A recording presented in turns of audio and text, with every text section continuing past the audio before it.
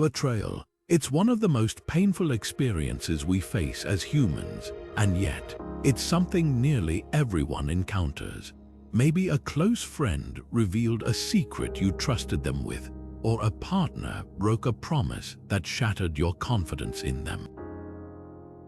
In moments like these, it's easy to feel overwhelmed, like the ground beneath your feet has suddenly disappeared. But here's the thing, while we can't always control what others do, we can control how we respond. As Marcus Aurelius once wrote, "Choose not to be harmed, and you won't feel harmed. Don't feel harmed, and you haven't been." These words, penned nearly 2,000 years ago, still hold immense power today.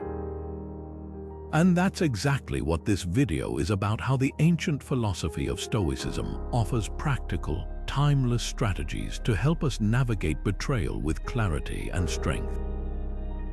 By the end of this video, you'll discover tools that not only help you endure betrayal but empower you to grow from it. So, let's dive into these profound Stoic insights and see how they can reshape the way you handle betrayal. Betrayal, from a Stoic perspective, is seen as an external event, something that happens outside of us, beyond the sphere of our control. It's the action of another person, shaped by their choices, values, or lack of integrity.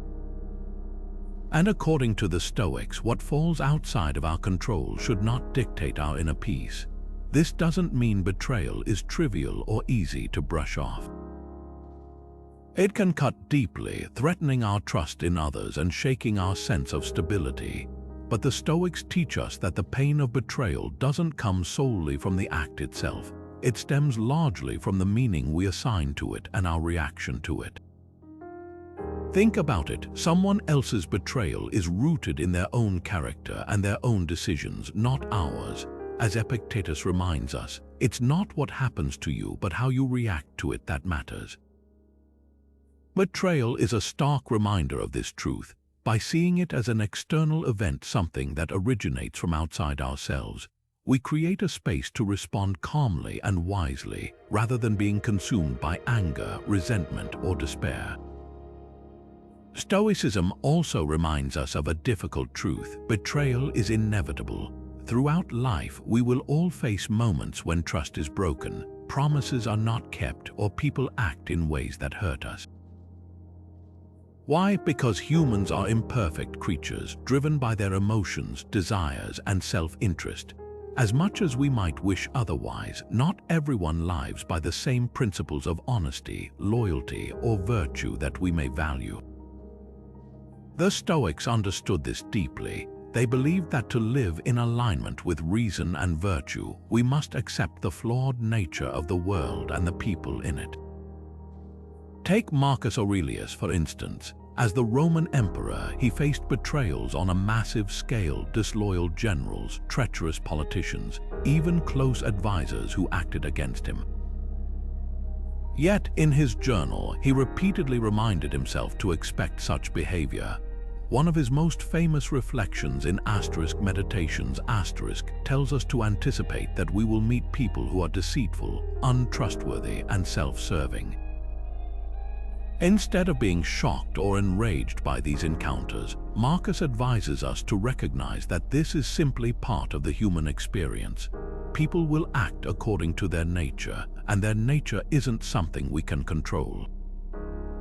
This perspective doesn't mean we should become cynical or resign ourselves to being mistreated. Quite the opposite. By accepting the inevitability of betrayal, we prepare ourselves emotionally and mentally. We learn to focus on what can be controlled: our own thoughts, our own actions, and our own values. When betrayal strikes, we can choose not to be swept away by bitterness or grief. Instead, we can view it as an opportunity to practice the core Stoic virtues of wisdom, courage, self-discipline, and justice. To illustrate this, think of betrayal like a sudden storm. You can't stop the storm from arriving. You can't control the wind, the rain, or the cold, but you can control how you respond. You can seek shelter, adapt, endure, and ultimately emerge stronger when the storm passes. The Stoics saw betrayal in much the same way, a storm of human nature. You didn't cause it, and you can't hold it back, but you can decide how to face it. So, rather than asking, "Why did this happen to me?" the Stoics would encourage us to ask, "How will I respond to what has happened?" This shift in focus away from the actions of others and toward our own responses is where we reclaim our power. Betrayal, painful as it is, becomes a chance to exercise resilience, to grow in understanding, and to reaffirm our commitment to living virtuously. And as we'll explore next, Stoicism offers practical steps to help us navigate these moments with strength and clarity. When facing betrayal, the pain often comes with questions like, "Why did they do this?" or "How could I have stopped this from happening?" It's natural to feel this way, but according to Stoic philosophy, these questions point us in the wrong direction. To the Stoics, the key to navigating any challenge, including betrayal, lies in understanding what we can control versus what we cannot. This is known as the Dichotomy of Control, and it's one of the foundational principles of Stoicism. Epictetus, a former slave-turned-philosopher, put it simply, "Some things are within our power while others are not." So, what exactly does this mean? Here's the breakdown. The things we control fall within our own minds, our thoughts, our beliefs, our actions, and the choices we make in response to the world around us. Everything else, other people's behavior, their choices, their emotions, and the circumstances life throws at us, falls outside our control. Betrayal, then, clearly belongs to the second category. It's an action taken by someone else, guided by their decisions and their character, not ours. And here's where the Stoics urge us to focus. If it's not within our control, why give it the power to disturb our peace of mind? It's easier said than done, of course. Betrayal often feels personal. It seems to attack our trust, our dignity, or even our identity. But Epictetus would remind us that it's not the betrayal itself that harms us. It's how we interpret it and what we allow it to mean. If we view betrayal as a catastrophic event that defines our worth or our future, it will feel devastating. But if we choose to see it as an external event that tests our resilience and discipline, we can begin to reclaim our inner peace. Let's consider an example. Imagine a coworker takes credit for your idea at work. At first, you might feel angry, betrayed, or even humiliated, but pause for a moment. Can you control what your coworker did? No. Their actions reflect their values and priorities, not yours. What can you control? You can choose how much mental energy you give to the situation. You can decide whether to respond with grace and professionalism or to let bitterness take over. You can determine how to align your actions with your own sense of integrity, regardless of what they did. The dichotomy of control shifts the focus away from the betrayal itself and back to what truly matters, your own choices. By applying this principle, the Stoics remind us that we are never completely powerless. Even in the face of the worst betrayals, we retain the ability to control our responses. This doesn't mean ignoring the hurt or pretending the betrayal doesn't matter. Those feelings are valid and natural. But it does mean recognizing that holding on to anger or resentment only chains us to the very thing we want to overcome. As Marcus Aurelius wrote, "The impediment to action advances action." What stands in the way becomes the way. In other words, the betrayal itself can become an opportunity for growth if we choose to respond wisely. Think of it like carrying a heavy burden. The betrayal may feel like a stone placed on your back, one you didn't choose and can't remove, but you can decide how to bear it. Will you hunch over, let it weigh you down and lose sight of your path, or will you stand tall, steady your breath, and take one deliberate step forward?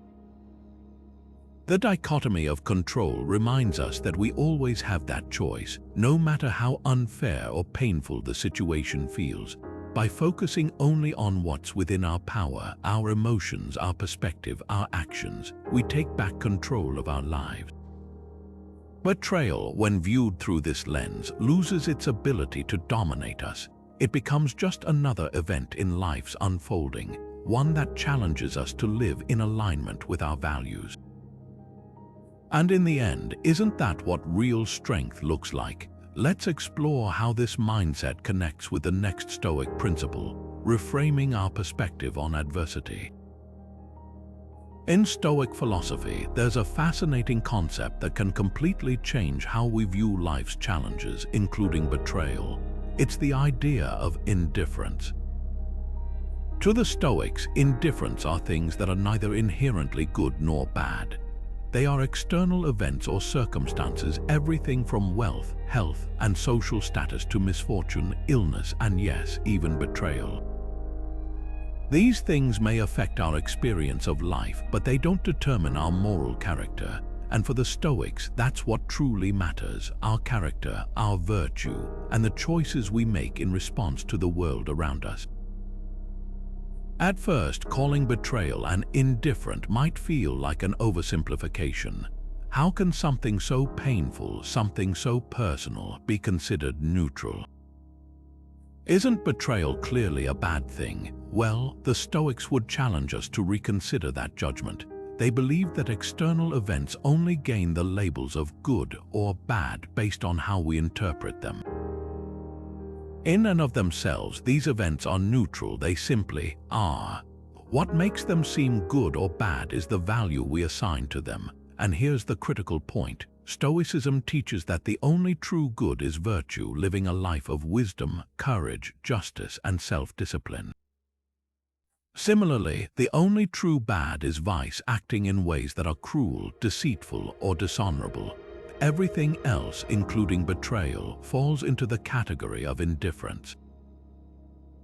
So, how does this idea apply to betrayal? When someone betrays us, it can feel like a direct attack on our happiness or sense of self-worth.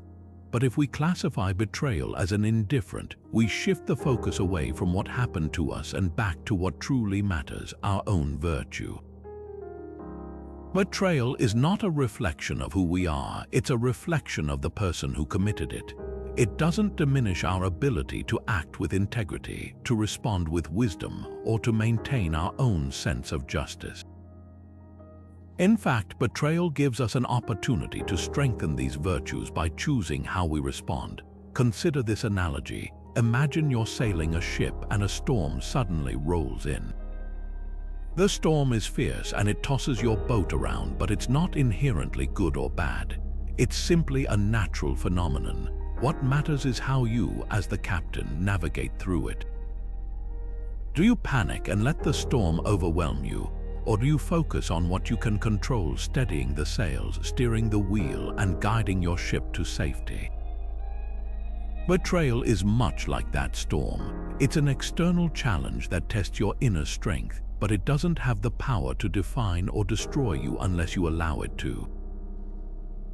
The Stoics would urge us to ask, will we let betrayal draw us into anger, bitterness, or revenge, choices that harm our own character? Or will we treat it as a test of our ability to remain just, patient, and resilient? By viewing betrayal as an indifferent, we free ourselves from the emotional weight of trying to control something we cannot change, the actions of others.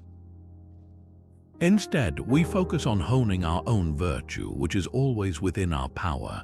For instance, if a friend breaks your trust, instead of seeing this as a catastrophe, you could approach it with the Stoic mindset. You might reflect, their betrayal is theirs to own, not mine. My responsibility now is to act in accordance with my values. How can I respond with wisdom and fairness? How can I ensure my actions reflect who I want to be? This reframing transforms betrayal from a crushing personal defeat into a challenge that strengthens your character. It's worth noting that labeling betrayal as an indifferent doesn't mean we dismiss it or pretend it doesn't hurt. The Stoics weren't advocating for emotional numbness. What they were teaching is that while we might feel the initial sting of betrayal because we are human, after all, we can choose not to let that pain consume us. By recognizing that betrayal doesn't touch our ability to live with virtue, we put it back in its proper place as something external, something we can rise above. So the next time you face betrayal, think of it not as a verdict on your worth, but as an experience you have the power to navigate. The betrayal itself is indifferent. What truly matters is how you choose to respond. And as we'll see in the next part, reframing our perspective in this way doesn't just protect us, it can help us find deeper meaning and even gratitude in life's challenges. When betrayal strikes, the emotional impact can be overwhelming. We feel anger, hurt, disappointment, or even a sense of deep loss. These emotions can cloud our judgment, making it difficult to respond thoughtfully or move forward. But here's where Stoicism offers a powerful tool, the practice of cognitive detachment. This is the ability to separate our emotions from the event itself, allowing us to respond with clarity and resilience instead of being swept away by the emotional tide. It's not about suppressing emotions or pretending we aren't affected. Instead, it's about understanding that while emotions are natural, they don't have to control us. The Stoics believed that external events, including betrayal, are neutral by nature. It's our thoughts and interpretations that give them meaning. As Epictetus put it, men are disturbed not by things, but by the views they take of them. In other words, it's not the betrayal itself that causes us prolonged pain. It's the story we attach to it. This betrayal means I'm not valued, or I'll never trust anyone again. These thoughts can amplify our suffering, making the event feel larger and more destructive than it actually is. Practicing cognitive detachment begins with recognizing these stories for what they are, interpretations, not facts.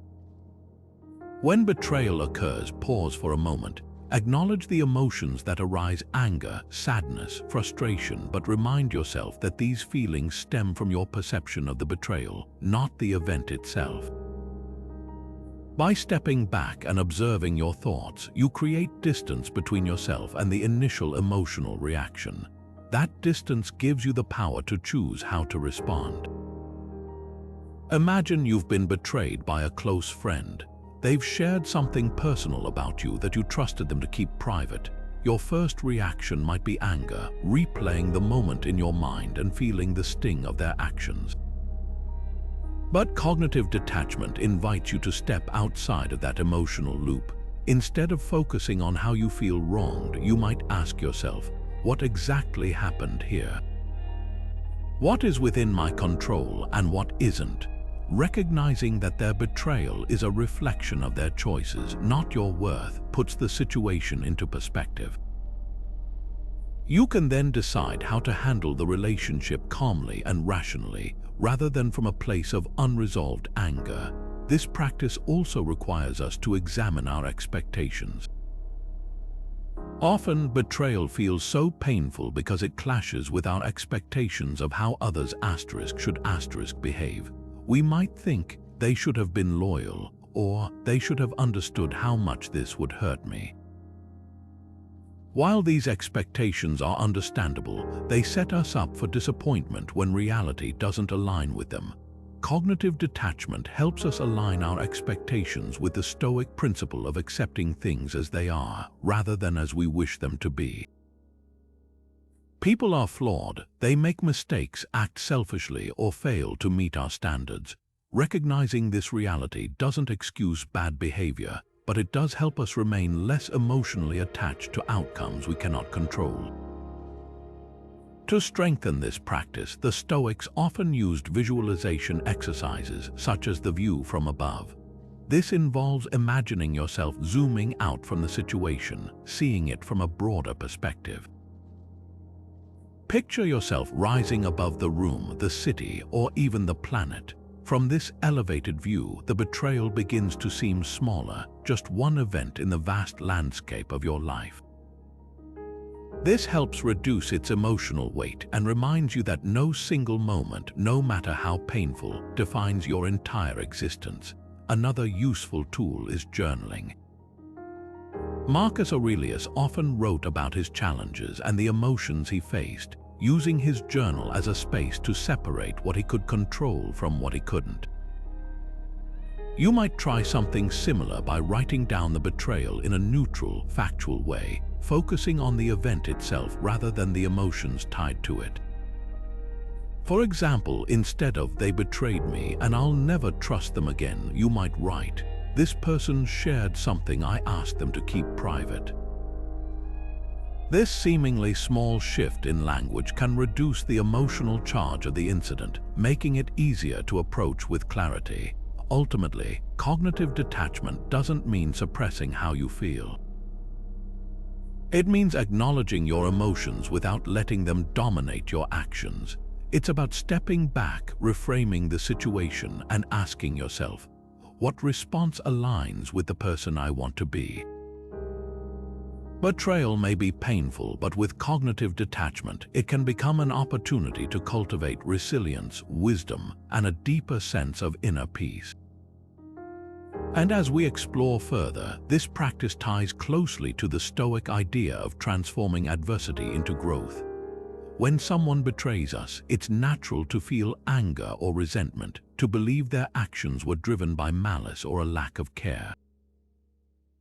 But the Stoics challenge us to take a step back and ask a deeper question. Why did they act this way? What motivated their betrayal? This doesn't mean excusing their behavior or allowing ourselves to be mistreated. Instead, it's about understanding people for who they are, their nature, their intentions, and their limitations. By doing so, we gain the clarity and emotional distance needed to respond from a place of strength rather than hurt. Marcus Aurelius, one of the most prominent Stoic thinkers, offers profound insights into this idea. In his Meditations, he writes, "When you wake up in the morning, tell yourself, the people I deal with today will be meddling, ungrateful, arrogant, dishonest, jealous, and surly. They are like this because they cannot tell good from evil." At first glance, this might sound pessimistic, but Marcus isn't advising us to lose faith in humanity. Rather, he's reminding us to approach others with empathy and realism. People act according to their nature and their understanding or misunderstanding of the world. When someone betrays us, it's often not because they've plotted to hurt us specifically, but because they're acting out of self-interest, fear, ignorance, or a lack of virtue. Understanding this doesn't erase the pain of betrayal, but it can soften its sting. Let's consider an example. Suppose a colleague undermines you at work to take credit for a project you both worked on. Your first instinct might be to label them as malicious or cruel, but applying the Stoic principle of understanding their motivations invites a different perspective. Perhaps they acted out of insecurity, fearing they wouldn't be recognized otherwise. Maybe they were driven by ambition or the pressures of their own personal circumstances. Whatever the case, their actions reflect their character and their priorities, not a calculated effort to harm you. By recognizing this, you can approach the betrayal with a clearer mind. Instead of being consumed by anger, you might even feel pity for someone who believes they need to act dishonorably to succeed. Of course, this doesn't mean we have to tolerate or excuse harmful behavior. Empathy isn't about letting others treat us poorly without consequence. It's about freeing ourselves from the emotional burden of taking their actions personally. As Marcus Aurelius reminds us, you can also commit injustice by doing nothing. Stoic empathy encourages us to both understand others and respond in a way that upholds justice and integrity. That could mean addressing the issue calmly, setting boundaries, or even walking away from the relationship if necessary. The key is to act based on reason and virtue, not on impulsive emotions. This mindset also helps us accept that not everyone shares the same values or level of self-awareness. The Stoics believed that virtue, a commitment to wisdom, courage, justice, and discipline, is rare. Most people are not actively trying to hurt us, but they are often guided by flawed reasoning or emotions they haven't learned to manage. Marcus Aurelius frequently reminded himself of this, noting that it's unreasonable to expect everyone to live according to the same principles we strive to uphold. Just as a scorpion stings because it's in its nature, people sometimes betray because they're driven by their own fears, desires, or weaknesses. Here's a simple exercise to apply this Stoic lesson. The next time you feel betrayed, take a moment to reflect on the other person's possible motivations. Ask yourself, what might they have been thinking? What fears or desires could have shaped their actions? You don't need to condone what they did, but by seeking to understand, you shift your focus from anger to empathy. You remind yourself that their actions reveal their nature, not yours. This understanding gives you the freedom to respond with reason and self-control, rather than letting their betrayal dictate your emotions.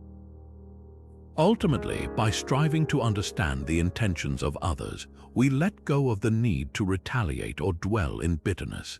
Instead, we strengthen our ability to stay grounded in our own values, even when others fall short of theirs. And as we'll explore next, this Stoic practice of empathy ties closely to the idea of turning adversity into an opportunity for personal growth. One of the most powerful Stoic practices for navigating betrayal is the concept of premeditatio malorum or the premeditation of evils.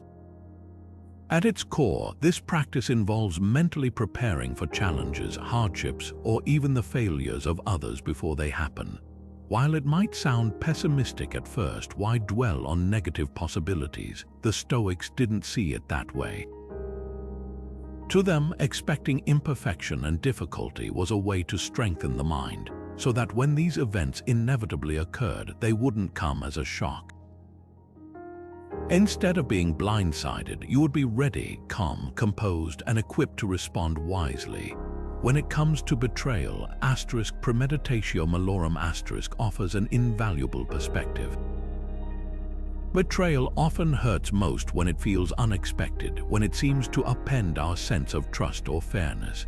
But the Stoics remind us that humans are fallible, and no one is immune to acting out of selfishness, fear, or ignorance. By reflecting in advance on the imperfections of others, we can reduce the emotional sting when they inevitably act in ways that disappoint us. This isn't about becoming cynical or distrusting, it's about being realistic and accepting the nature of people. Marcus Aurelius practiced this daily. In Meditations he wrote, "Begin each day by telling yourself, today I shall be meeting with interference, ingratitude, insolence, disloyalty, ill will, and selfishness, all of them due to the offender's ignorance of what is good or evil." Notice how he doesn't express anger or despair in this statement. Instead, he acknowledges human imperfection as a fact of life, preparing himself to encounter it with understanding rather than frustration. This mindset doesn't encourage bitterness, it fosters resilience. If you already know some people may act dishonorably, then betrayal won't feel like a personal attack, just a reflection of human nature. To practice this in your own life, you can begin each day with a similar reflection. Before stepping into the world, remind yourself, I will encounter people today who might lie, let me down, act selfishly, or behave unfairly. By visualizing these possibilities, you're not inviting negativity. You're simply preparing your mind for the full range of human behavior. So when betrayal or disappointment does arise, it won't feel like a betrayal of reality itself. Instead, you'll recognize it as a natural part of life, something you've already anticipated and can face with clarity. Let's consider an example. Imagine you're about to start a new business partnership. You might feel excited, hopeful, and confident in your new collaborator. But for a Stoic, this is precisely the time to temper those expectations with a dose of realism. You might reflect, this person has good intentions now, but they are human.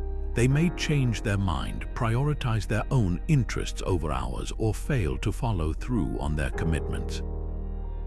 By doing this, you're not rejecting trust or optimism. You're simply grounding your expectations in reality.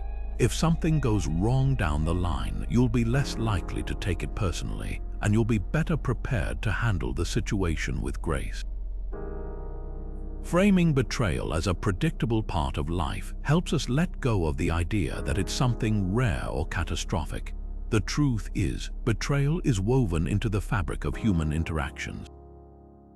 Friends may break promises, family members may fail to live up to our ideals, colleagues might act dishonestly to get ahead.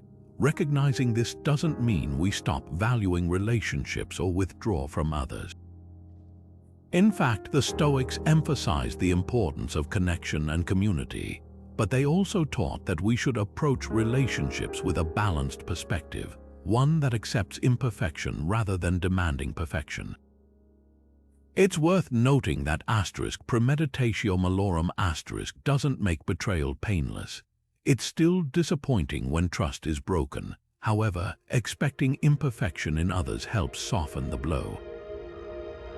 It shifts the narrative from "how could this happen to me" to "this is something I knew was possible and I am ready to face it." By framing betrayal as a normal aspect of life rather than an extraordinary affront, we reclaim our emotional balance and remain anchored in our values. Ultimately, Premeditation is about fortifying your mind against life's inevitable challenges. When you regularly reflect on the possibility of imperfection, not just in others but in yourself, the world becomes less unpredictable, less overwhelming. Betrayal becomes not an earth-shattering event, but just another moment to practice patience, understanding, and wisdom. And that's the heart of Stoicism, turning life's difficulties into opportunities for growth. Forgiveness, from a Stoic perspective, is a profoundly liberating act, not for the person who wronged us, but for ourselves. To the Stoics, forgiveness isn't about condoning or excusing betrayal. Instead, it's about refusing to let resentment fester and take control of our inner peace. When someone betrays us, the hurt we feel is real, and it's natural to experience anger or disappointment. But holding onto those feelings, revisiting them, feeding them, only deepens our suffering. Forgiveness, then, is not about releasing the other person from accountability. It's about freeing ourselves from the weight of negative emotions that can cloud our judgment and keep us stuck in the past. Seneca, one of the great Stoic philosophers, offers insight into this approach. In his writings, he reminds us that resentment does more harm to the one carrying it than to the person it's directed at. He likens it to holding a hot coal with the intention of throwing it at someone else. Ultimately, you're the one who burns. When you allow betrayal to linger in your mind, replaying the actions of another person over and over, you give their behavior more power than it deserves. Forgiveness, in this sense, is an act of reclaiming control. It's saying, "I will not let this betrayal define me or dominate my thoughts." But what does forgiveness actually look like in practice from a Stoic lens? First, it's important to recognize that forgiveness doesn't mean forgetting or ignoring what happened. It doesn't mean inviting the betrayer back into your life without boundaries or pretending that their actions were acceptable. The Stoics were deeply committed to justice and living a life aligned with virtue.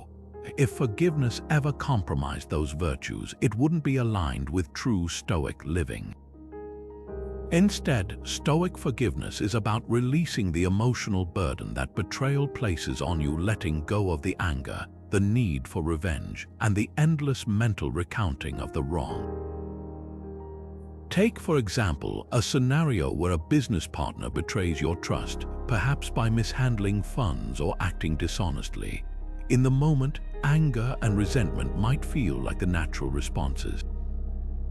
But from a Stoic perspective, these emotions only tie you more tightly to the betrayal itself.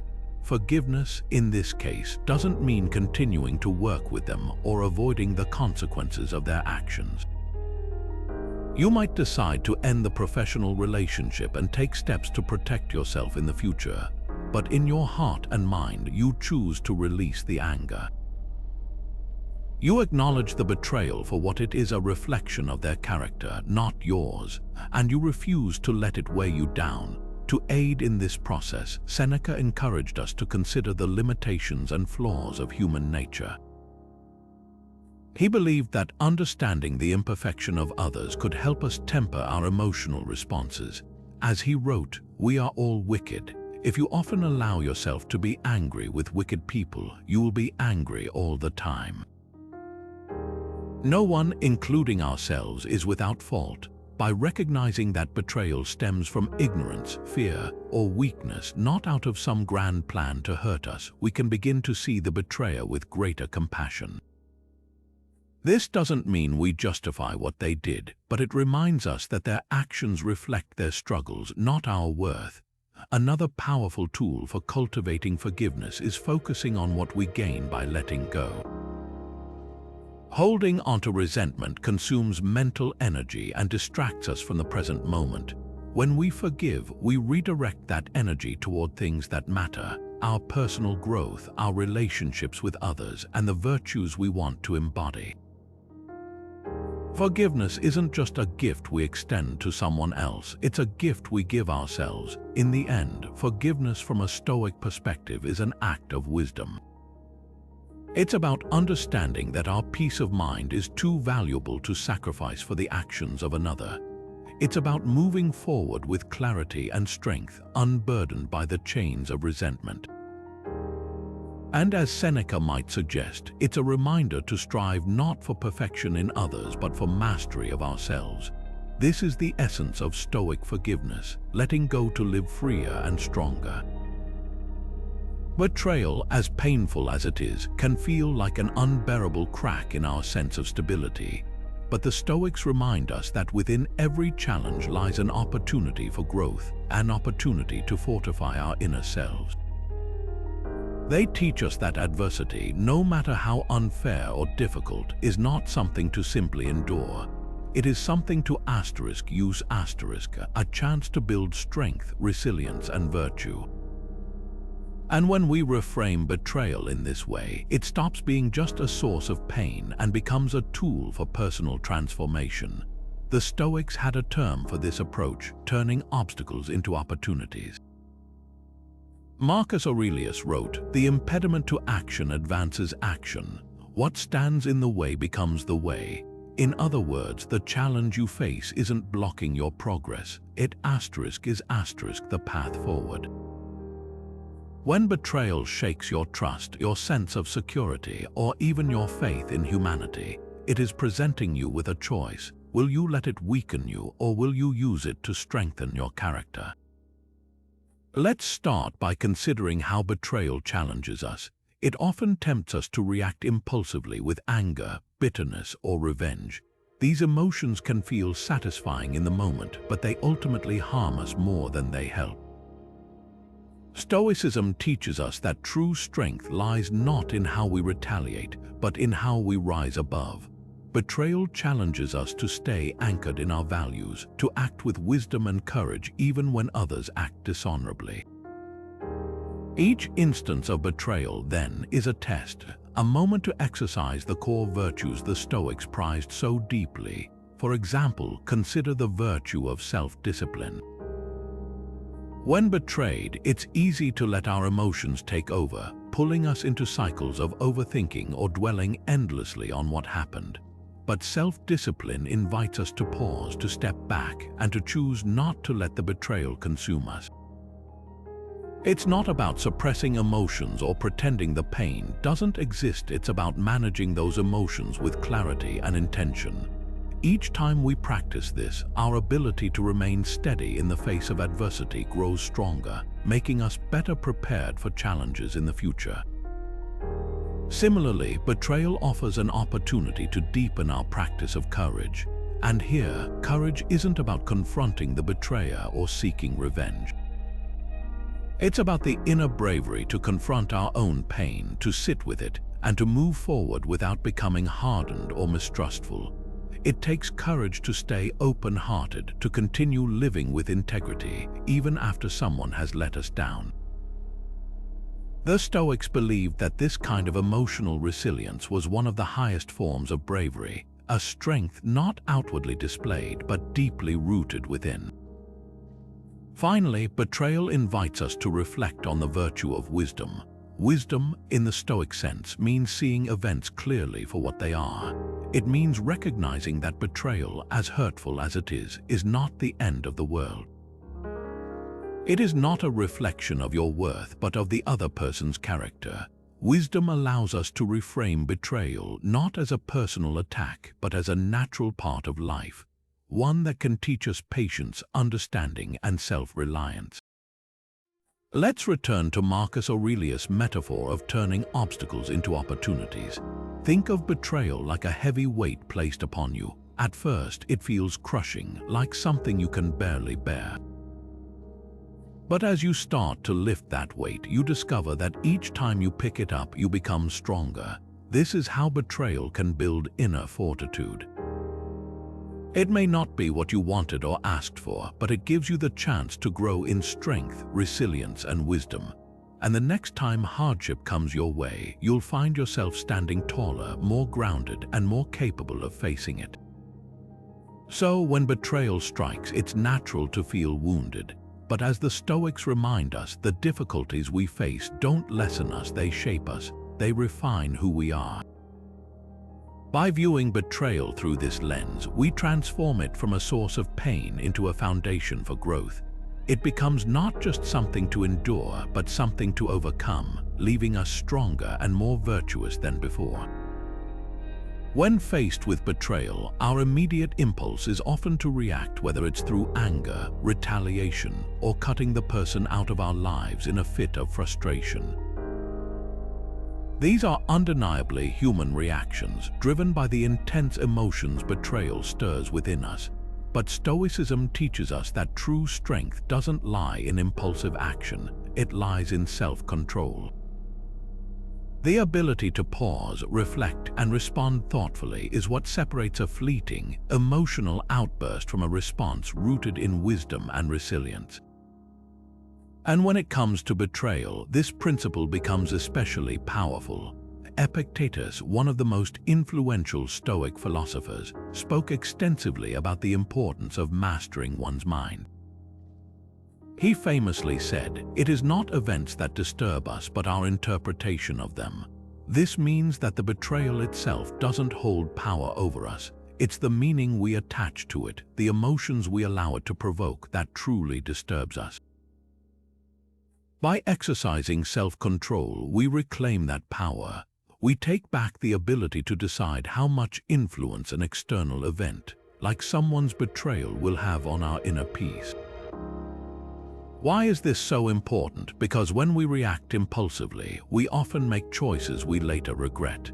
An angry message sent in the heat of the moment, a harsh word spoken without thought, or a decision to completely sever a relationship too quickly. These actions may feel justified in the moment, but they can lead to consequences that deepen the harm or leave us feeling even worse. By practicing self-control, we create space between the betrayal and our response, and in that space we gain clarity. We give ourselves the opportunity to think, what action aligns with my values? What response upholds my commitment to integrity and wisdom? Imagine this scenario. A friend you trusted deeply shares something personal about you without your consent. The natural reaction might be to confront them in anger or cut them out of your life immediately, but Epictetus would encourage you instead to pause and reflect. Ask yourself, what am I feeling right now and why? Acknowledge the hurt and disappointment, but choose not to act on those emotions until you see the situation more clearly. Perhaps their betrayal was careless rather than malicious. Perhaps there is a way to address the breach of trust without resorting to blame or bitterness. These moments of pause, fueled by self-control, allow us to respond in a way that protects both our peace and our principles. Practicing self-control in this way doesn't mean suppressing your emotions or pretending you're unaffected by betrayal. Emotions are natural and it's important to acknowledge them, but self-control keeps those emotions from dictating your actions. It turns reaction into response. It's the difference between being swept away by the tide and choosing to navigate the waters deliberately. The Stoics believed that self-control is a cornerstone of living a virtuous life. To them, strength wasn't about dominating others or retaliating against those who wronged you. It was about mastering yourself. After all, what power does someone's betrayal truly have if they cannot disturb your inner calm? Epictetus taught that the only person who can take away your peace is you, by choosing to relinquish it. By holding onto self-control, you maintain authority over your own life, regardless of what others do. To cultivate this kind of composure, the Stoics recommended daily reflection and preparation. Epictetus often advised his students to mentally rehearse the challenges they might face each day, so they wouldn't be caught off guard when difficulties arose. You might try a similar practice. In the morning, remind yourself that people are fallible and that betrayals are a possibility. Prepare your mind for these events, not with fear, but with readiness. And when they occur, take a deliberate pause, breathe deeply, observe your thoughts, and ask yourself, what response reflects the kind of person I want to be? Self-control, then, is not just about managing emotions in the moment. It's about living intentionally, with integrity and strength. It's about refusing to let the actions of others dictate your character. When you master this, even betrayal loses its power to harm you, because no matter what happens, you remain in control, not of others, but of yourself. And that, as the Stoics would say, is the essence of true freedom. When we face betrayal, it's easy to become fixated on the pain of the moment. The hurt feels immediate, raw, and overwhelming, as though it's the only thing that matters. But the Stoics teach us that this narrow focus blinds us to the bigger picture. Betrayal, like all challenges, is just one piece of a much larger story, and by stepping back and widening our perspective, we can see it for what it truly is, a fleeting event in the grand scheme of life. Marcus Aurelius, the Roman emperor and one of the great Stoic philosophers, often wrote about this practice in his personal journal, known to us as *Meditations*. He frequently reminded himself of the importance of zooming out, of seeing life's trials, including betrayal, with a broader, more rational perspective. Marcus used this technique as a way to ground himself, to avoid becoming overwhelmed by the emotions and difficulties that came with his role as a ruler. If anyone lived a life filled with betrayal and challenges, it was him. Court politics, deceitful allies, and the weight of an empire constantly tested his resolve. Yet, instead of succumbing to anger or despair, he practiced reframing these obstacles. In one of his meditations, Marcus wrote, "You can discard most of the junk that clutters your mind, things that exist only there, and clear out space for yourself by comprehending the scale of the world, by contemplating infinite time, and by thinking of the speed with which things change." This is a reminder of how small and temporary any single event, including betrayal, truly is when viewed against the backdrop of the vast universe and the flow of time. From this perspective, what seems monumental now, a broken promise, a betrayal by a friend or loved one, shrinks in significance. It doesn't erase the pain, but it helps us see it within a calmer, more manageable context. Imagine looking at your life as if it were a map. A betrayal might feel like a towering mountain when you're standing at its base, unable to see beyond it. But when you zoom out, you begin to see it as just one feature among many, surrounded by valleys, rivers, and open plains. It no longer dominates the landscape. Instead, it becomes part of a much richer, more complex picture. This shift in perspective can be incredibly freeing. It reminds us that no single event defines our entire life, and it helps us recover our sense of balance and proportion. Marcus often used another visualization exercise, which has come to be known as the view from above. This practice involves imagining yourself rising above your current situation, first above your immediate surroundings, then above your city, and eventually above the entire world. From this higher vantage point, betrayal starts to feel less overwhelming. You see it for what it is, a small event occurring in a vast, intricate web of human interactions and experiences. This exercise helps dissolve the intense emotional charge that betrayal often carries. It reminds you of how much there is to life beyond this single moment. For example, consider a betrayal by a friend. In the heat of the moment, the pain can feel all-consuming. You might replay the event in your mind, magnifying its significance. But now imagine taking the view from above approach. From that elevated perspective, you see your life stretching out before and after the betrayal. You see your friendships, your goals, your joys, and even your struggles as parts of a larger whole. The betrayal is still there, but it's no longer the center of everything. It becomes just one moment in a lifetime filled with countless experiences. This isn't to minimize the hurt that betrayal brings, but rather to reframe it. The Stoics believed that suffering often comes from our failure to see beyond the immediate. By zooming out, we reorient ourselves to reality. We remember that life is fleeting and that even the most painful moments will pass with time.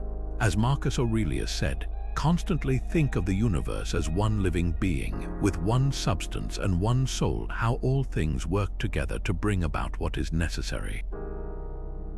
This interconnectedness, this flow of events, shows us that no single betrayal can halt the course of our lives. So, the next time betrayal strikes, step back. Imagine yourself rising above it, seeing it not as an all-defining moment, but as a small thread in the vast tapestry of life.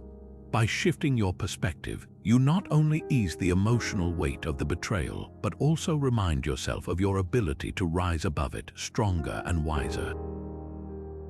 This is the wisdom of perspective, a key that unlocks peace even in the face of life's greatest challenges. When faced with betrayal, it's tempting to let emotions dictate our actions. Anger might urge retaliation, disappointment might lead us to withdraw, or hurt might cause us to lash out. These reactions are deeply human, but the Stoics would remind us that our response to betrayal shouldn't mirror the wrongdoing we've experienced. Instead, it should reflect our commitment to virtue, our courage, temperance, wisdom, and justice. For the Stoics, it's not what happens to you that defines your character, but how you choose to respond. And this is where their philosophy offers a powerful guide. Epictetus, one of the foundational voices in Stoicism, taught that while external events are beyond our control, our own actions and decisions are entirely within our power. This distinction is crucial when dealing with betrayal. The actions of others, no matter how unjust, don't diminish our ability to act virtuously. In fact, betrayal offers a unique opportunity to demonstrate what it means to live in alignment with our principles. To act with virtue in the face of adversity is to prove in real terms the strength of our character. So, what does it look like to act with virtue when betrayed? Imagine a situation where a close colleague at work undermines you, perhaps taking credit for an idea that was yours. The initial instinct might be to confront them harshly, to retaliate by pointing out their shortcomings, or to spread negativity about them in return. But a Stoic would approach this differently. They would first pause to reflect, what is the virtuous response here? What action aligns with the person I strive to be, regardless of their actions? The answer might involve calmly addressing the issue with integrity, seeking a resolution that prioritizes fairness and professionalism over revenge. This response not only preserves your integrity, but also prevents the incident from pulling you into the same dishonorable behavior. The Stoics viewed virtue as a compass, something that should guide every decision, no matter the circumstances. Marcus Aurelius often reminded himself to focus on his own character instead of the faults of others. He wrote, "When you wake up in the morning, ask yourself, what am I to do?" Not what will others do, but rather how can I fulfill my duty and act rightly. Betrayal, then, becomes a test of this principle. It's a chance to demonstrate justice by treating others fairly, even when they fail to do the same. It's an opportunity to exercise courage by confronting the situation directly, but without descending into malice or bitterness. And it's a moment to practice temperance by reining in the impulse to act on raw emotion. Consider also the virtue of wisdom, which teaches us to see events clearly and respond thoughtfully. Wisdom reminds us to consider the long-term impact of our actions. For instance, retaliating against betrayal might feel satisfying in the short term, but it can damage our relationships, reputation, and sense of self-respect. By contrast, responding with virtue not only preserves our peace of mind, but also sets a powerful example for those around us. People notice when someone acts with integrity, especially in difficult situations. Your virtuous response might even inspire the betrayer to reflect on their own actions. But acting with virtue doesn't mean being passive or allowing others to walk all over you. The Stoics were clear that justice sometimes requires taking action. If someone has betrayed you in a way that demands accountability, whether it's a breach of trust in a relationship or unethical behavior at work, acting with virtue might involve setting boundaries or seeking appropriate consequences. The key, however, is that these actions are taken rationally, without malice, and with a focus on what is fair and honorable. Ultimately, the Stoic approach to betrayal is about refusing to let someone else's actions dictate who we are. Their wrongdoing reflects their character, not ours. Our response, on the other hand, is entirely within our control, and it's an opportunity to live in alignment with our highest values. As Marcus Aurelius put it, the best revenge is not to be like your enemy. Instead of mirroring their behavior, rise above it. Let betrayal be a moment that strengthens your commitment to virtue, reminding you of the power that comes from choosing your own path, no matter what life throws your way. Holding onto resentment after betrayal might feel justified. It gives us a sense of holding the other person accountable in our minds, of keeping their wrongdoing alive so it doesn't go unnoticed or forgotten. But the truth is, resentment doesn't harm the person who wronged us nearly as much as it harms us. It lingers in our thoughts, it drains our emotional energy, and it keeps the pain of the betrayal fresh long after the event has passed. From a Stoic perspective, resentment is like carrying a burden you don't need, a weight that prevents you from moving forward, and worse yet, clouds your ability to think and act clearly. Seneca, the Stoic philosopher and statesman, understood the dangers of clinging to negative emotions like resentment. In his writings, he often emphasized how unnecessary emotional suffering comes not from the events themselves, but from how we allow our minds to dwell on them. He said, "We suffer more often in imagination than in reality." What he meant is that the actual betrayal might have been brief, a moment, a single action. But by replaying it in our minds, attaching anger and bitterness to it, we allow it to control us far beyond the original event. We essentially extend the pain, giving the betrayal far more power than it deserves. Resentment directly contradicts the Stoic pursuit of mental clarity and inner peace. Stoicism teaches us that our ultimate goal is to live in harmony with reason and virtue, which includes maintaining a clear and tranquil mind. Resentment, however, is like a storm that clouds our judgment and prevents us from seeing things as they truly are. When you hold onto resentment, your thoughts become consumed by the wrong that was done to you. You replay conversations, imagine confrontations, or plan ways to get even. All of this mental energy is spent on something outside of your control. The actions of another person, leaving less space for what truly matters, focusing on your own growth, character, and ability to live well. Let's consider an analogy. Imagine you're walking down a path carrying a heavy bag over your shoulder. At first, the weight slows you down, but you press forward, determined to reach your destination. However, as you keep going, the bag feels heavier and heavier, and your progress becomes almost impossible. Now imagine discovering that the bag isn't filled with anything useful. It's simply full of rocks, things that serve no purpose but to weigh you down. Resentment, in this analogy, is one of those rocks. It offers no benefit, it doesn't change what has happened, and it certainly doesn't hurt the person who betrayed you. It only makes your journey harder. Seneca wrote extensively about letting go of these unnecessary burdens. He advised us to focus on what is within our control, our own responses, thoughts, and actions, and to let go of what is not. Resentment falls squarely into the category of things outside our control because it revolves entirely around the actions of someone else.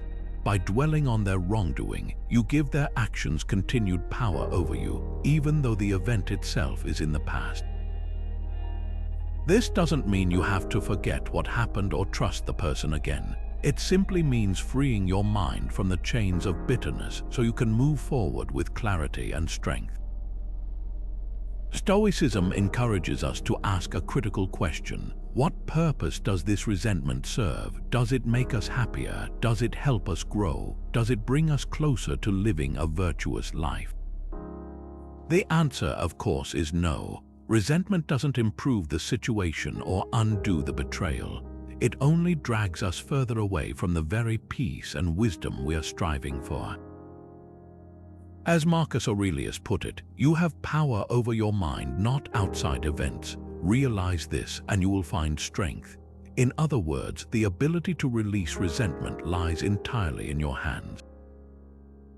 It is a choice. By choosing to let go of resentment, you free yourself from a cycle of suffering. You take back control of your emotional and mental energy, redirecting it toward what truly matters, living a life of purpose, virtue, and inner peace. Betrayal may hurt, but holding onto that pain only prolongs the harm. Releasing resentment is not a gift to the person who wronged you, it's a gift to yourself. A way to reclaim your peace, your strength, and your freedom. Throughout history, the Stoics have given us powerful examples of how to respond to betrayal with dignity, self-control, and an unwavering commitment to virtue. Their lives were not free from challenges. In fact, many of the most prominent Stoics faced betrayals that would have broken lesser individuals. Yet, the way they handled these moments provides us with timeless lessons. Take Cato the Younger, for instance. Cato was a Roman statesman known for his uncompromising integrity and steadfast dedication to the principles of Stoicism. He lived during a time of political turmoil, marked by corruption and shifting allegiances. One of the most striking examples of betrayal in Cato's life came during the fall of the Roman Republic, when many of his former allies abandoned their principles and aligned themselves with Julius Caesar in pursuit of power. To make matters even worse, Cato's commitment to justice led him into direct opposition to Caesar's growing dominance, a stance that left him increasingly isolated. Imagine the situation: friends and political allies turning their backs on the ideals they once shared. For many people, such betrayal would be a source of bitterness, anger, or even despair. But Cato, guided by his Stoic beliefs, chose a different path. He refused to compromise his values, no matter how alone he stood. Even when he realized that Caesar's ascent to power was unstoppable, Cato remained steadfast. His focus wasn't on the actions of others, but on his own conduct. He believed that virtue was the highest good, and to act against it out of anger or revenge would be a betrayal of himself. Cato's ability to stay true to his principles, even in the face of widespread betrayal, demonstrates the Stoic ideal of living according to virtue, regardless of external circumstances. Now consider Marcus Aurelius, the philosopher-emperor. As ruler of the vast Roman Empire, Marcus faced countless betrayals, whether from disloyal generals, scheming politicians, or even members of his own court. Yet, in his private writings, which we know as Meditations, Marcus displayed a remarkable ability to rise above these challenges. His response to betrayal wasn't rooted in anger or a desire for retribution. Instead, it was grounded in understanding and acceptance.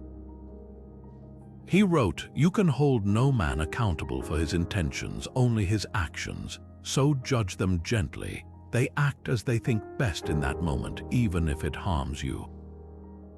Marcus recognized that betrayal often comes not from malice, but from ignorance, fear, or self-interest. Through this lens, he viewed those who wronged him with a sense of detachment and even compassion.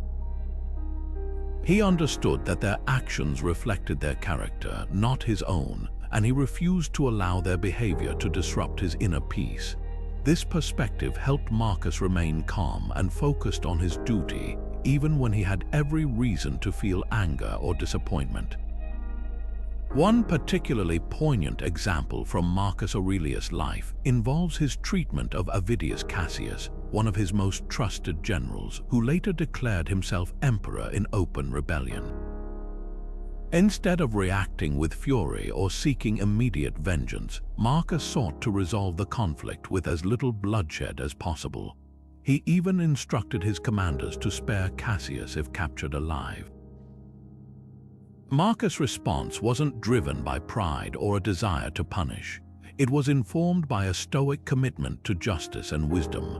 Tragically, Cassius was killed by his own men before Marcus could extend his mercy. But this incident reflects the emperor's ability to remain virtuous and composed in the face of betrayal.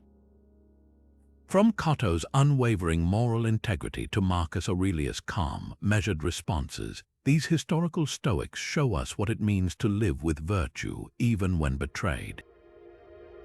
Their examples remind us that we, too, can strive to act with reason, self-discipline, and understanding in moments of adversity.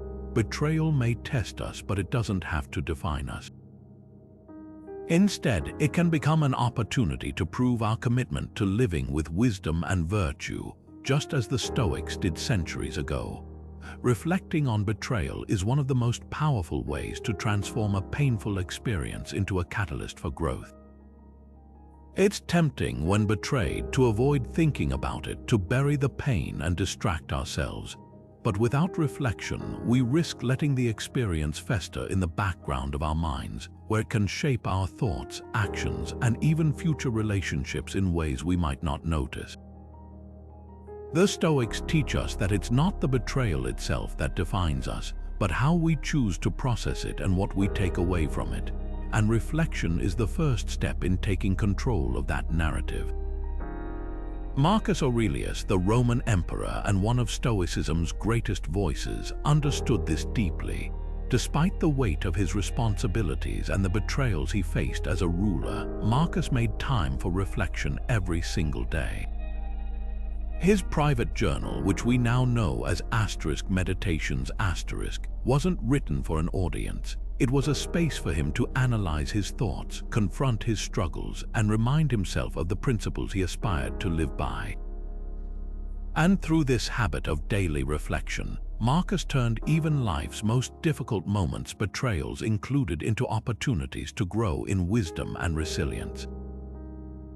Why is reflection so crucial in the aftermath of betrayal? First, it allows us to separate our raw emotions from the event itself. When betrayal occurs, our initial reaction is often fueled by anger, sadness, or confusion. But if we only act on those immediate emotions, we risk making decisions that don't align with our deeper values. Reflection helps us step back and ask, what really happened here? What can I control in this situation, and what is beyond my power? This process not only brings clarity, but also prevents the betrayal from consuming us emotionally. Journaling, inspired by Marcus Aurelius' practice, is one of the most effective tools for reflection. Writing about the betrayal, what happened, how it made you feel, and how you responded, can be incredibly cathartic. But more than that, it invites you to look beneath the surface of the experience. You might ask yourself, What does this betrayal reveal about the other person, and what does it reveal about me? Was I placing unrealistic expectations on them? Did I miss any red flags? How can I grow stronger and wiser from this experience?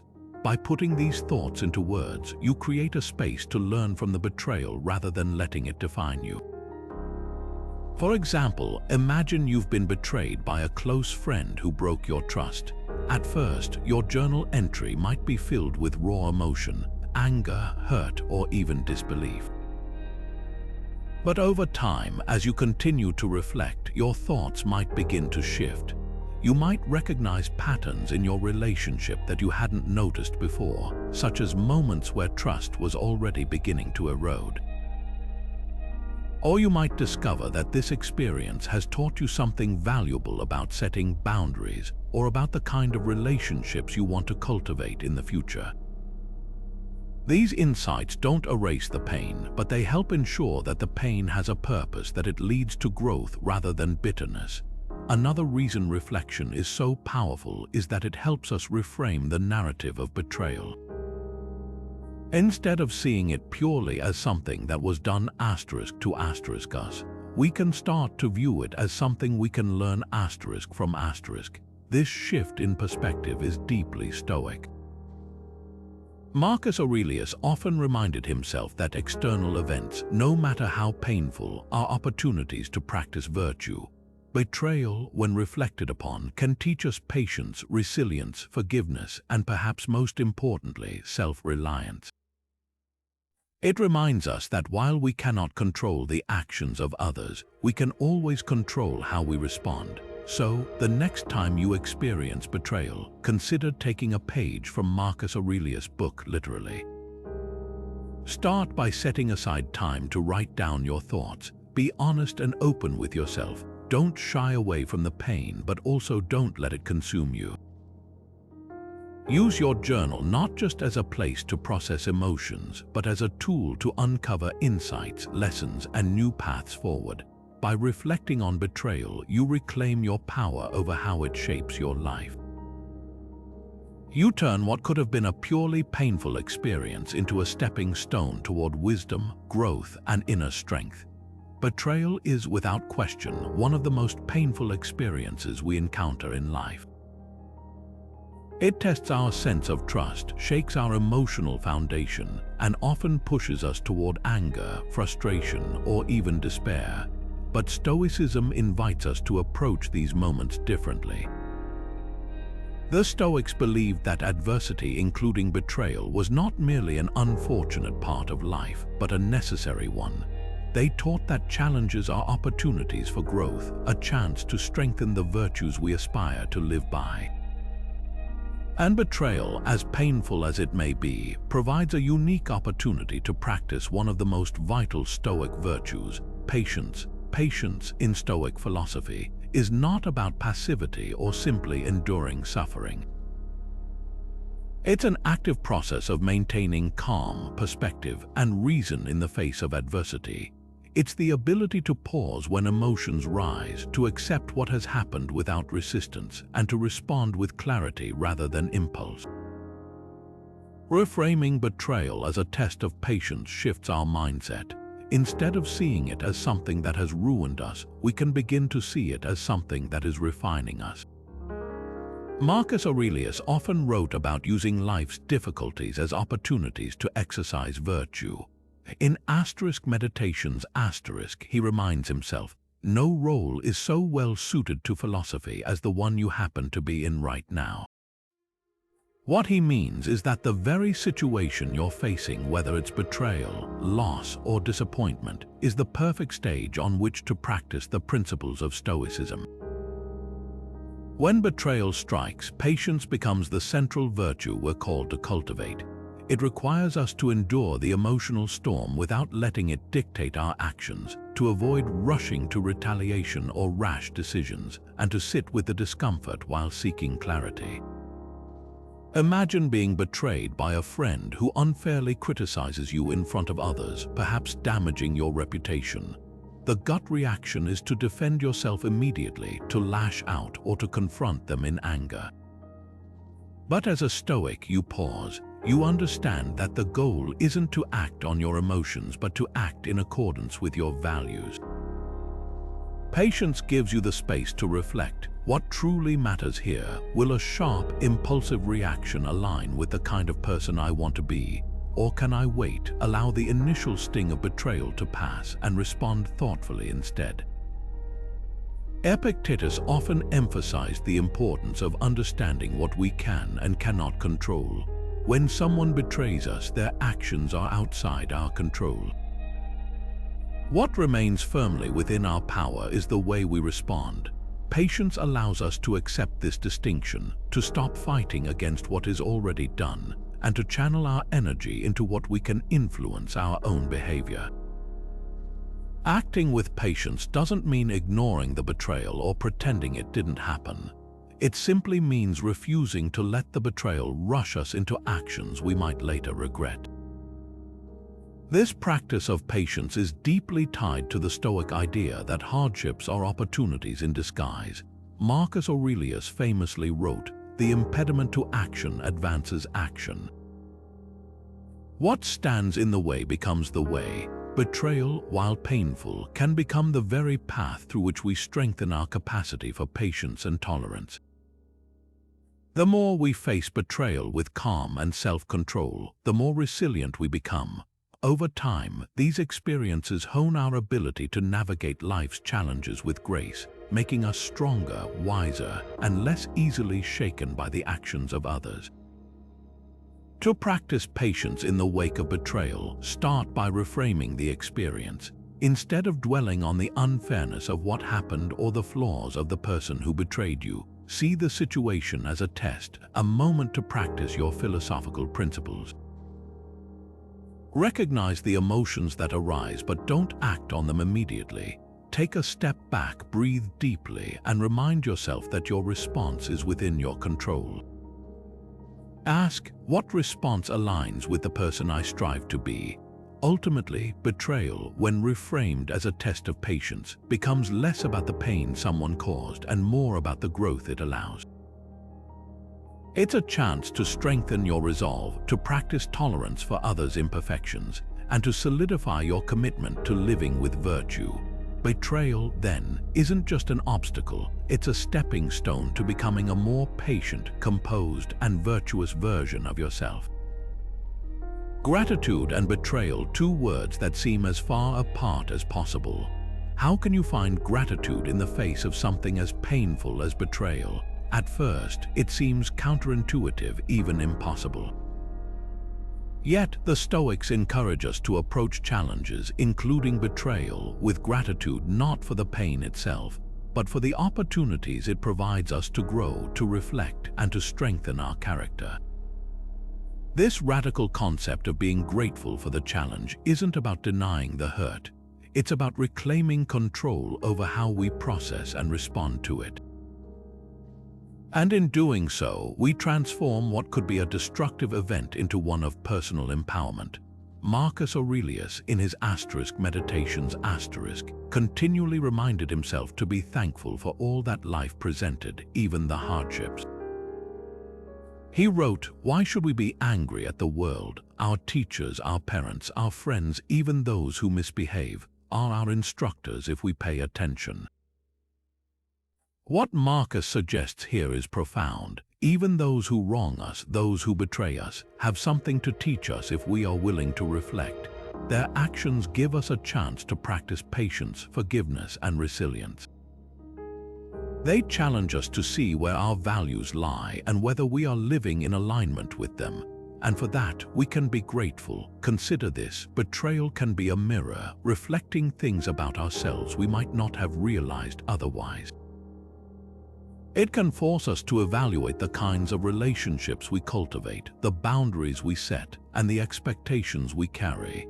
Imagine a friend has betrayed your trust by speaking behind your back.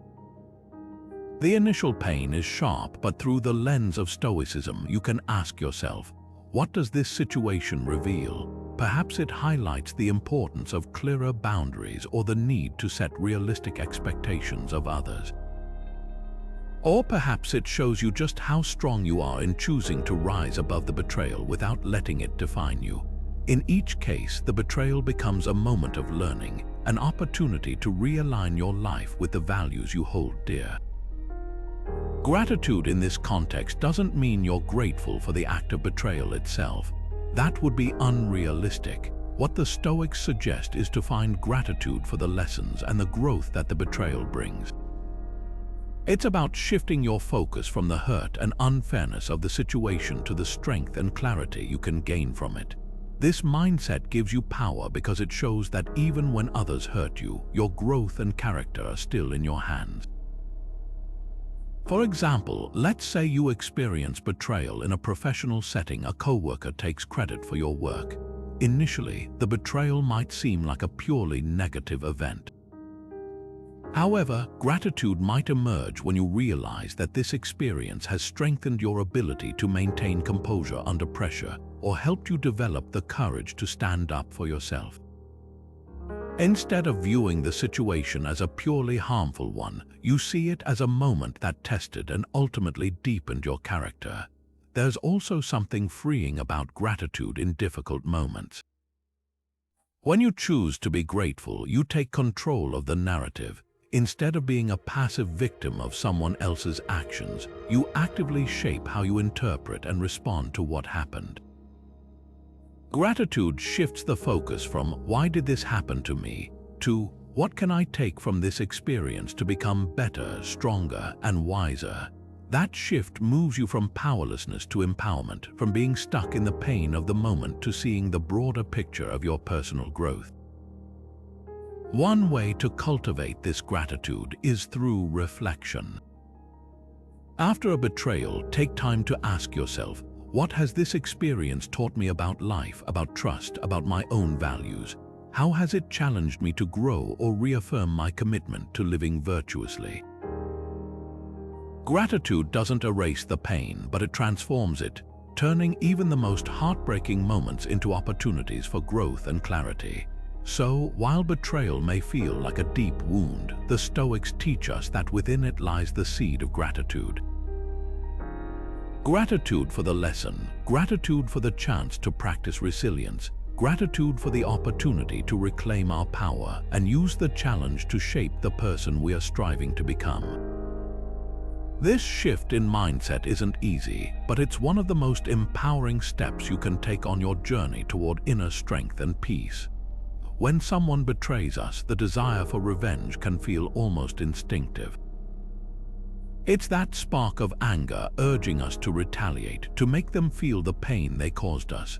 On the surface, revenge can seem like justice, a way to restore balance or regain control in a situation where we felt powerless. But Stoicism challenges this notion entirely. It teaches that revenge is not only unproductive but also destructive. To others, yes, but most importantly, to ourselves. To the Stoics, revenge is a trap that pulls us away from virtue, from reason, and ultimately from the kind of life we want to lead. Let's pause and consider why revenge often seems so tempting. When we're betrayed, we feel wronged, maybe even humiliated. Revenge promises a sense of satisfaction, a way to even the score. But is that satisfaction real? Or is it fleeting, leaving behind a bitterness that lingers longer than we expect? The Stoics understood that revenge rarely brings the resolution we hope for. Instead, it perpetuates a cycle of harm, one where we invite more anger, more conflict, and ultimately, more turbulence into our own lives. Marcus Aurelius offers a profound perspective on this in his Meditations. He writes, "The best revenge is not to be like your enemy." What he means is that when we stoop to revenge, we lower ourselves to the same level as the person who wronged us. In trying to punish them, we abandon the principles of justice, patience, and self-control, the very principles that define who we are. Instead of acting out of virtue, we act out of impulse, allowing the betrayal to dictate our behavior. In essence, revenge doesn't free us from the betrayal, it binds us even more tightly to it. Epictetus takes this idea further, emphasizing the importance of focusing on our own character rather than the actions of others. He reminds us, it is not what happens to you but how you react to it that matters. Revenge, then, is a reaction that shifts the focus away from our own growth and onto someone else's wrongdoing. It gives the person who betrayed us even more power over our emotions and actions. By seeking revenge, we allow their behavior to pull us away from the path of wisdom and virtue, essentially letting them win twice. But if not revenge, then what? Stoicism offers a different path, one rooted in philosophical reasoning and virtue. First, the Stoics encourage us to reflect on the nature of the betrayal itself. Why did the person act as they did? Was their behavior driven by ignorance, fear, or weakness? People often betray not out of malice but because they are caught up in their own flaws, poor judgment, or circumstances. By recognizing this, we can shift from anger to understanding, not to excuse their behavior, but to see that their actions are a reflection of their character, not ours. Next, the Stoics urge us to focus on what we can control.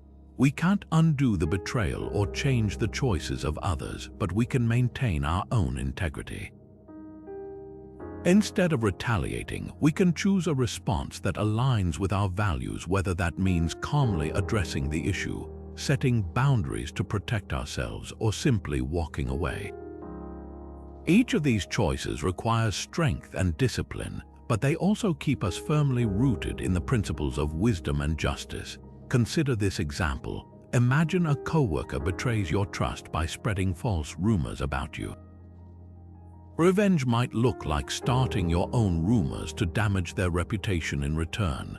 But what does this accomplish? It drags you into the same petty behavior and escalates the tension. A Stoic response, on the other hand, would prioritize maintaining your professionalism and dignity. You might calmly correct the misinformation or choose to let your actions speak for themselves, showing through your character that the rumors are unfounded. In the long run, this approach serves you far better than revenge ever could. Ultimately, rejecting revenge is not a sign of weakness, it's a profound act of strength. It takes courage to rise above the initial sting of betrayal, to resist the pull of anger, and to choose a path of wisdom and self-control. By rejecting revenge, we protect our peace of mind and stay true to the virtues that define us. And in doing so, we turn betrayal into an opportunity to grow, to reflect, and to reaffirm our commitment to living a life of purpose and integrity. Betrayal is never easy to face, and it's natural to focus on the actions of the person who wronged us. After all, their choices or behavior caused the fracture, but the Stoics teach us to take a radically different approach, one that shifts our focus inward. Instead of solely analyzing the actions of the other person, we're encouraged to examine our own role in the situation. This practice of self-examination doesn't mean taking blame for someone else's betrayal, nor does it minimize their wrongdoing. Rather, it's about recognizing that every experience, no matter how painful, is an opportunity for introspection and growth. The Stoics believed that self-awareness is central to living a virtuous life.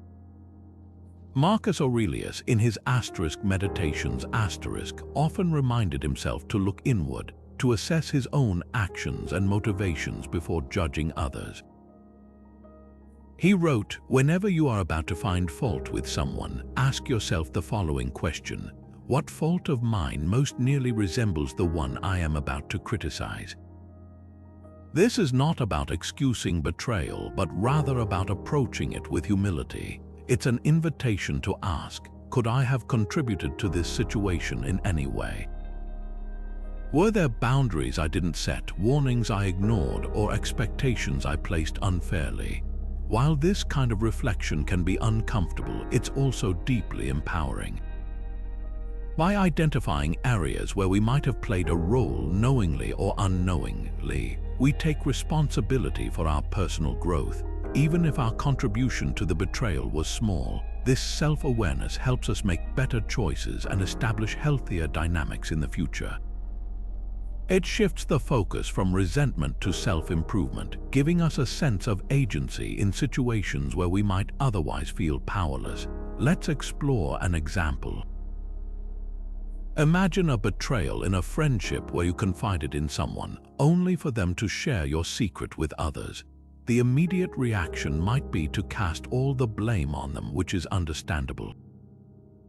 But through the lens of Stoicism, you're encouraged to also ask yourself questions like, did I place too much trust in someone who had previously shown signs of unreliability? Did I fail to communicate clearly that this information was private? Was I placing an unrealistic expectation on them, expecting perfection in a flawed human relationship? This reflection doesn't absolve the other person of responsibility, but it highlights areas where you can grow, perhaps by learning to set clearer boundaries or by being more mindful of who you trust with sensitive information. This process of self-examination also fosters humility, a vital Stoic virtue. It reminds us that while others may fail us, we too are imperfect. Just as we've experienced betrayal, there may have been moments in our own lives when we unintentionally or even intentionally let someone down. Acknowledging this not only deepens our compassion for others, but also helps us avoid slipping into self-righteousness. As Epictetus warned, if someone criticizes or wrongs you, remember that they do so out of ignorance or weakness. But look deeply and see whether you might be guilty of similar faults. This doesn't excuse the betrayal, but it creates a sense of balance. It reminds us that we all struggle, grow, and make mistakes. Self-examination also helps us untangle patterns. Maybe you've overlooked red flags in multiple relationships, or perhaps you've avoided difficult conversations because they felt uncomfortable, only to have misunderstandings build up over time. By recognizing these patterns, you gain the ability to break them. The betrayal then becomes less about the other person's actions and more about an opportunity to recalibrate how you engage in future interactions. In the end, recognizing your own faults isn't about self-blame, it's about self-awareness. It's about understanding that while you can't control the actions of others, you can always control how you reflect, respond, and grow. Betrayal, painful as it is, holds a mirror up to aspects of ourselves we might not otherwise examine. And through this process, we can emerge stronger, wiser, and better equipped to build relationships rooted in clarity, mutual respect, and trust. When betrayal strikes, it can feel all-consuming. The sting of broken trust, the swirl of emotions, it's easy to linger in that pain, replaying events in our mind and imagining how things could have been different. Betrayal has a way of narrowing our focus, drawing us into the specifics of what happened and the people involved. But the Stoics offer a profound tool to help us zoom out and regain perspective. Memento Mori, the meditation on mortality. This practice, which reminds us of life's fleeting nature, can transform how we view betrayal, showing us just how small and temporary even our deepest hurts truly are in the grand scheme of existence. At its core, Memento Mori means remember that you will die. It's not meant to be morbid or depressing, it's meant to be liberating. By reflecting on the inevitability of our mortality, the Stoics believed we could free ourselves from being consumed by the trivialities and grudges that so often weigh us down. When betrayal happens, it's natural to fixate on the injustice, replaying the betrayal over and over in our minds. But Memento Mori reminds us that our time here is finite. Life is too precious and too short to spend it clinging to resentment or anger. Marcus Aurelius often reflected on mortality to keep his focus on what truly mattered. In Meditations he wrote, "You could leave life right now. Let that determine what you do and say and think. This isn't just a reminder of death, it's a call to action." If we could truly grasp how limited our time is, would we really waste it dwelling on betrayal? Would we spend days, weeks, or even years letting the actions of others dominate our thoughts? Or would we refocus on living in alignment with our values, making the most of the time we have? Consider for a moment how betrayal feels when it first happens. It's sharp, personal, and immediate. It feels like it demands our full attention. But now, step back. Imagine yourself 1 year from now. Will this betrayal still feel as significant? What about 5 years from now, or at the end of your life? Memento Mori guides us to this perspective. It helps us see betrayal not as an all-defining moment, but as a fleeting event in the vast river of time. This doesn't mean the pain isn't real or valid, but it does mean we have a choice. Will we let that pain define the limited time we have, or will we let it go and focus on what truly matters? Let's look at an example. Imagine someone close to you, perhaps a friend or colleague, betrays your trust. The initial reaction might be anger, sadness, even a desire for revenge. These feelings are natural, but through the lens of Memento Mori, you can start to reframe the situation. You might ask yourself, is this how I want to spend the precious, limited days of my life, dwelling on this betrayal, holding onto this bitterness? Or can I use this as a moment to practice forgiveness, to focus on my growth, and to move forward?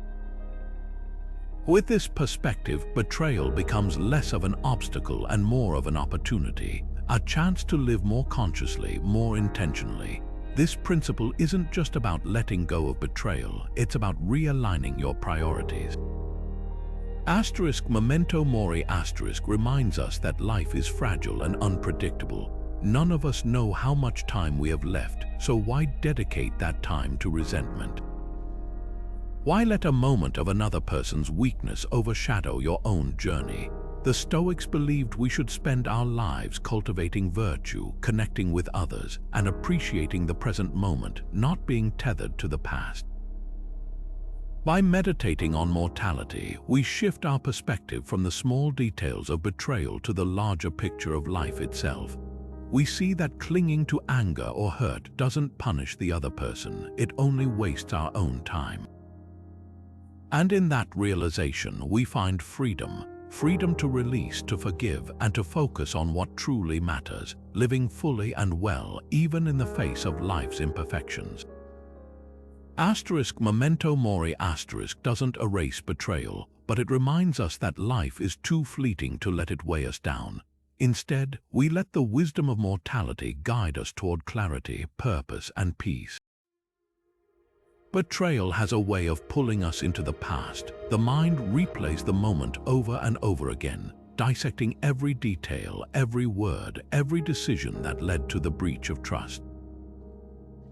We fixate on what we could have done differently or what the other person should have done instead. But Stoicism teaches us something profoundly liberating. The past is out of our control. The only moment we ever truly have power over is the present. This focus on the present moment is central to Stoic philosophy and offers a way to free ourselves from the mental chains of betrayal. Epictetus, a master of Stoic thought, put it simply, "It's not what happens to you, but how you react to it that matters." This idea is at the heart of why focusing on the present is so important. The betrayal itself is in the past. It's already happened. No amount of rumination or regret can undo it. What remains in your hands right now is how you choose to live in this moment.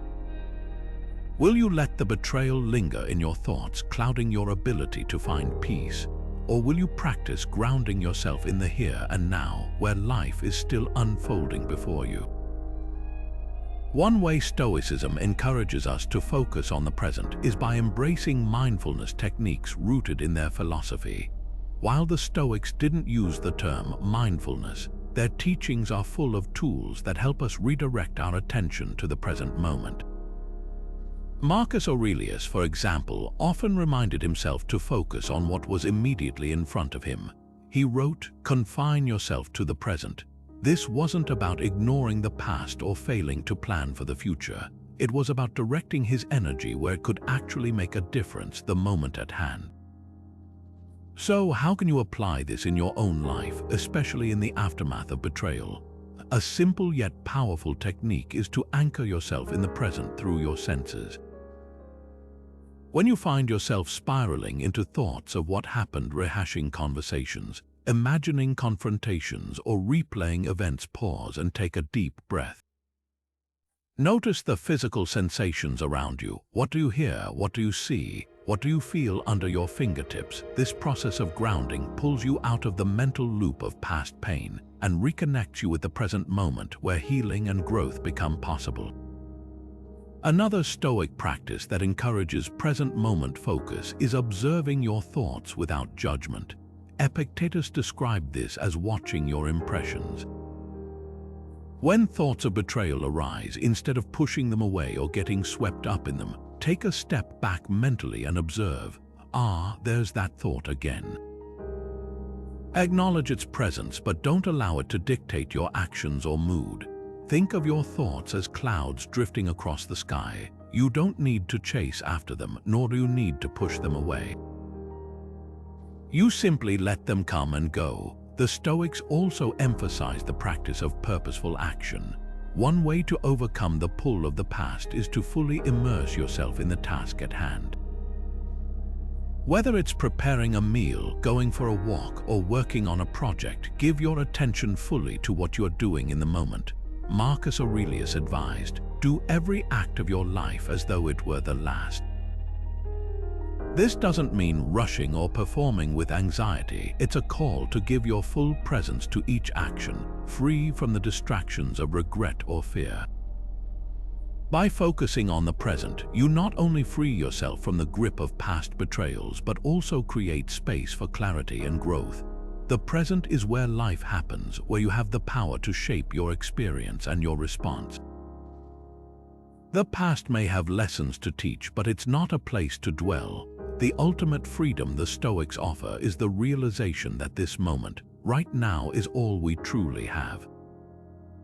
Choose to use it well. Betrayal is one of life's heaviest challenges, but as we've explored today, the wisdom of Stoicism offers tools that can help us process it constructively with clarity and strength. Let's take a moment to recap what we've learned. First, we discussed the dichotomy of control, a fundamental Stoic principle. Betrayal, being an external event caused by someone else's actions, falls outside of our control. However, what is within our power is how we choose to respond. By focusing on our thoughts, emotions, and actions, we can rise above the chaos of the situation and reclaim our inner peace. Next, we explore the practice of reframing betrayal as an indifferent, not inherently good or bad on its own, but shaped by how we interpret it. This perspective allows us to place the event in its proper context, reminding us that it doesn't define our worth or our future. When betrayal is seen as an external event that tests our resilience, it becomes a chance to grow stronger rather than a reason to despair. We also talked about the power of self-control. Instead of reacting impulsively to betrayal, the Stoics encourage us to pause and reflect. Acting with patience and integrity ensures that we align our responses with our values rather than letting our emotions take the lead. This self-mastery is a cornerstone of Stoic strength. We touched on forgiveness not as a favor to the person who hurt us, but as a way to free ourselves from the burden of resentment. Letting go of anger isn't about excusing the betrayal. It's about refusing to let it consume us. Forgiving doesn't mean forgetting, but it does mean choosing peace over prolonged suffering. The Stoics also emphasized the importance of reflection, urging us to use betrayal as a mirror to examine ourselves. What lessons can we take from the experience? How can it help us grow or reinforce our values? This inward focus shifts the narrative from one of victimhood to one of personal empowerment. And through the practice of Memento Mori we're reminded of life's brevity and are encouraged to let go of grudges, knowing that our time is better spent living fully and intentionally in the present.